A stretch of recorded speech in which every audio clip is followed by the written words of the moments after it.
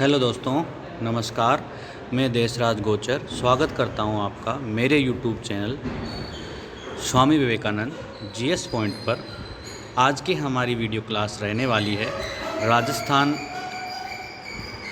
अध्ययन की जो बुक चलती है राजस्थान माध्यमिक शिक्षा बोर्ड के द्वारा राजस्थान के स्कूली पाठ्यक्रम में। हमें पता है वहाँ से सभी प्रतियोगी परीक्षाओं में प्रश्न पूछे जाते हैं और डायरेक्ट प्रश्न पूछे जाते हैं, और कई बार प्रश्न ऐसे होते हैं कि किसी भी गाइड में हमें नहीं मिलते और हमें लगता है बहुत कठिन प्रश्न आ गया है।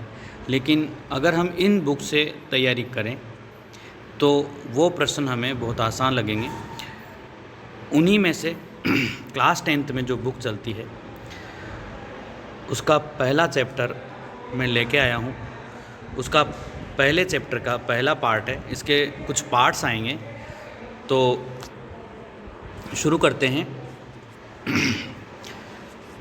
राजस्थान का जो परिचय है, राजस्थान के इतिहास का परिचय, वहाँ से हम शुरुआत करते हैं। वर्तमान जो राजस्थान हम देख रहे हैं,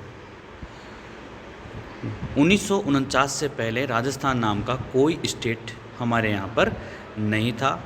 पहले राजस्थान 19 रियासतों में और 3 ठिकानों में विभक्त था, और इन्हीं 19 रियासतों और 3 ठिकानों से मिलकर के वर्तमान राजस्थान का निर्माण हुआ है दोस्तों। तो सबसे पहले 1800 ईस्वी में जॉर्ज थॉमस नाम के एक अंग्रेज़ थे। उन्होंने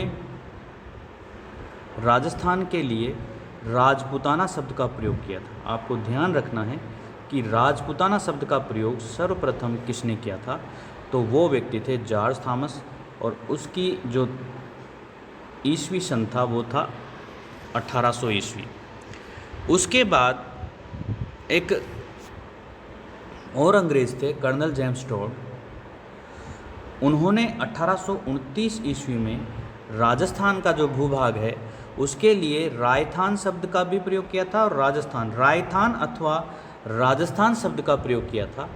उन्होंने राजस्थान शब्द का ही प्रयोग किया था, परंतु इंग्लिश में उससे जो बोला गया वो रायथान था, इसलिए हम उसको रायथान या राजस्थान दोनों बोलते हैं। और हमें जो सोर्स है, जानकारी मिलती है कि उसने ऐसा बोला था, उसका सोर्स क्या है, तो वो ग्रंथ था, उसने एक ग्रंथ लिखा था annuls and antiquities of Rajasthan.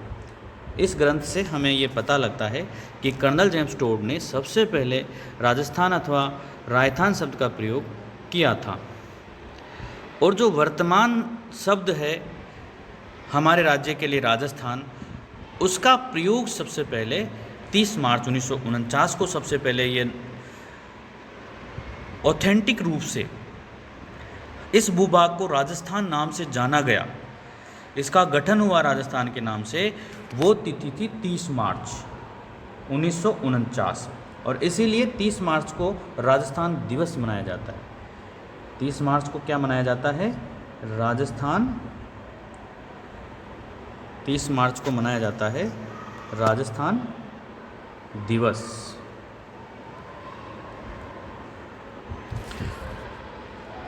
प्राचीन साहित्य और अभिलेखों में वर्तमान राजस्थान के विभिन्न क्षेत्रों के भिन्न भिन्न नाम हमें मिलते हैं, उन पर हम चर्चा करते हैं। मरुवार, मारवाड़ जोधपुर के लिए प्रयोग किया जाता था। जोधपुर के लिए शुरुआत में मरु शब्द का प्रयोग किया जाता था, फिर मरुवार शब्द का प्रयोग किया जाता था, और अभी मारवाड़ शब्द का प्रयोग किया जाता है जोधपुर और उसके आसपास के जो क्षेत्र हैं। और वास्तविकता में विशेष रूप से मारवाड़ जो हम बोलते हैं वो जोधपुर के लिए बोलते हैं। जांगल जो देश है वो कहा जाता था बीकानेर और नागौर के आसपास के क्षेत्रों के लिए। मत्स्य कहा जाता था जयपुर, अलवर, भरतपुर के लिए। मत्स्य जो जनपद है या मत्स्य जो राज्य है उसका उल्लेख महाभारत में मिलता है। एक और राज्य का उल्लेख मिलता है सूरसेन राज्य का महाभारत में। भरतपुर के मथुरा क्षेत्र से सटे क्षेत्र और धौलपुर और करौली, इनको सम्मिलित रूप से ये जो क्षेत्र था ये सूरसेन राज्य में सम्मिलित था।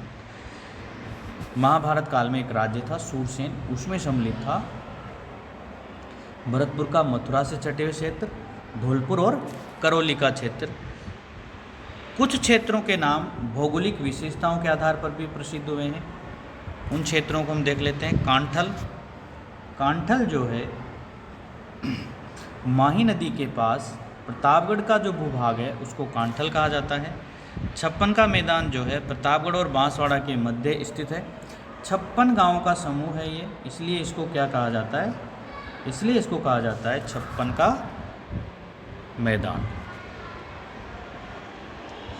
ऊपरमाल किसे कहा जाता है, तो ऊपरमाल कहा जाता है भैंसरोडगढ़ से बिजोलिया तक का जो क्षेत्र है उसको कहा जाता है ऊपरमाल। और ऊपरमाल इसलिए कहा जाता है क्योंकि ये पठारी क्षेत्र है।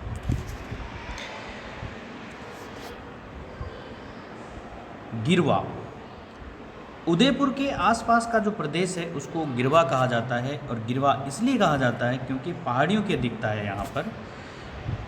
जैसलमेर का जो प्राचीन नाम है वो है मांड।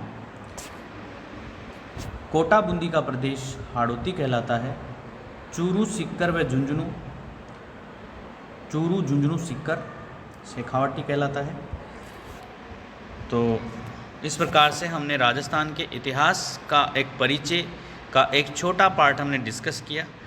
हम इसी प्रकार से छोटे छोटे वीडियो आपके लिए लेकर आते रहेंगे दोस्तों।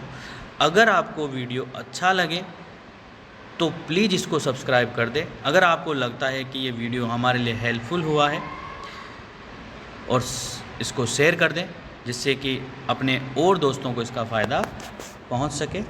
जय हिंद दोस्तों, मिलते हैं नेक्स्ट वीडियो के साथ। इसी का नेक्स्ट सीरीज